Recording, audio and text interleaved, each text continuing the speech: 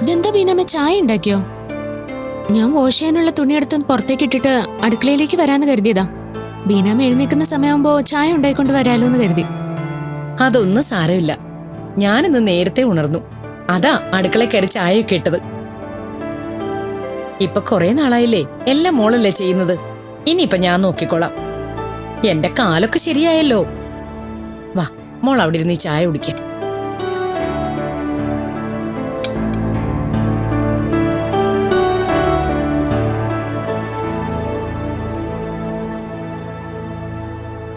ഞാനിങ്ങനെ ഓരോ കാര്യങ്ങൾ വെറുതെ ആലോചിക്കുകയായിരുന്നു. ഞാൻ ഈ വീട്ടിലേക്ക് വരുമ്പോ മീര കുഞ്ഞാ. എപ്പോഴും എവിടെയെങ്കിലും ഒറ്റയ്ക്കിരുന്ന ആലോചനയും അധിക സംസാരമൊന്നും ഇല്ലാത്ത നടപ്പും മാത്രമായിരുന്നു. പിന്നെ വിഗ്രഹം കിട്ടിയതിനു ശേഷമാ മീരയിൽ കുറെ മാറ്റങ്ങൾ ഉണ്ടായത്. മീരയുടെ പ്രാർത്ഥനയുടെ ഫലമാവും പിന്നെ നമുക്ക് വലിയ ബുദ്ധിമുട്ടുകളും പ്രശ്നങ്ങളും ഒന്നും ഇല്ലാതെ ജീവിതം മുന്നോട്ട് പോയത്. ഒക്കെ ഭഗവാന്റെ അനുഗ്രഹമായിട്ട് കണ്ടാ മതി ബീനാമ്മേ. അതെ, അതങ്ങനെ തന്നെയാ.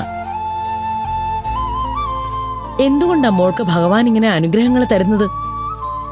മോളുടെ പ്രാർത്ഥനയും ഭക്തിയും അത്രയ്ക്ക് നിഷ്കളങ്കവും നല്ലതുമായതുകൊണ്ടല്ലേ.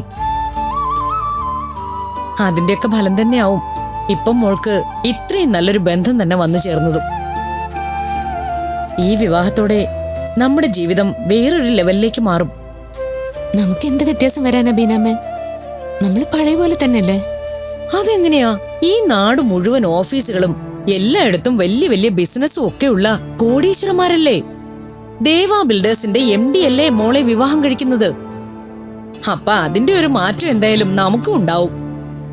ഉറപ്പായിട്ടും ഉണ്ടാവും. അവരുടെ ഒരു അന്തസ്സും സ്റ്റാറ്റസും ഒക്കെ സൂക്ഷിക്കേണ്ടത് നമ്മുടെ കടമയാ. അല്ലെങ്കിലേ അതിന്റെ കുറച്ചിലേ ആദർശനാ. മോൾക്ക് കാര്യങ്ങളെല്ലാം പറഞ്ഞു തരാൻ ഞാനല്ലേ ഉള്ളൂ. അതുകൊണ്ട് സ്വന്തം അമ്മ പറയുന്നതാണെന്ന് കരുതിയാ മതി. അല്ലെങ്കിലും ഞാൻ തന്നെയല്ലേ നിന്റെ അമ്മ. ബീനമ്മ പറഞ്ഞോളൂ. മോള് ആദർശിന്റെ കൂടെ ജീവിതം ആരംഭിച്ചു കഴിയുമ്പോ പലപ്പോഴും ഞങ്ങളും അവരുടെ ഫംഗ്ഷനുകൾക്കും ബന്ധുക്കളുടെ ചടങ്ങുകൾക്കും ഒക്കെ വരേണ്ടി വരും. ആ സമയത്ത് ആദർശിന്റെ ബന്ധുക്കള് നമ്മളെ കുറച്ചിലൂടെ കാണാൻ ഇടവരരുത്. അങ്ങനെയൊക്കെ ആദർശ് സാറും മാഡവും ചിന്തിക്കുന്നുണ്ടായിരുന്നെങ്കിൽ ഇങ്ങനൊരു വിവാഹത്തിന് അവര് തയ്യാറാവുമായിരുന്നോ? ഇല്ല, അവര് ഇതുവരെ അങ്ങനെയൊന്നും ചിന്തിച്ചിട്ടില്ല. അവരിനി അങ്ങനെ ചിന്തിക്കാനും സാധ്യതയില്ല. പക്ഷേ ഞാൻ പറഞ്ഞു വരുന്നത് എന്താണെന്ന് മോള് മനസ്സിലാക്കണം. എന്താ? കല്യാണത്തിന് ശേഷം നമ്മുടെ ജീവിത നിലവാരം ഉയർന്നു എന്ന് മറ്റുള്ളവർക്ക് തോന്നണം. ആ രീതിയിൽ ഇവിടെയും മാറ്റങ്ങൾ വരണം. അല്ല, ഇതൊക്കെ ഉടനെ വേണമെന്നല്ല. 1-2 വർഷം കൊണ്ടൊക്കെ മതി. പക്ഷേ അങ്ങനെ ഒരു ചിന്ത മോളുടെ മനസ്സിലുണ്ടാവണം. മോൾ ഇതൊക്കെ എങ്ങനെ ചെയ്യുമെന്നോർത്ത് ടെൻഷനാവൊന്നും വേണ്ട. അതൊക്കെ നടക്കും. ഇതിന്റെ എല്ലാ അടിസ്ഥാനം സ്നേഹമാ. അവിടെയുള്ള എല്ലാവരെയും സ്നേഹം കൊണ്ട് മോള് കയ്യിലെടുത്താ മതി. ബാക്കിയൊക്കെ അവര് ചെയ്തോളും. നമുക്ക് വേണ്ട കാര്യങ്ങൾ ചെയ്തു തരികയും ചെയ്യും. ഞാൻ പറഞ്ഞതെല്ലാം മോള് മനസ്സിൽ വെച്ചേക്കണം കേട്ടോ.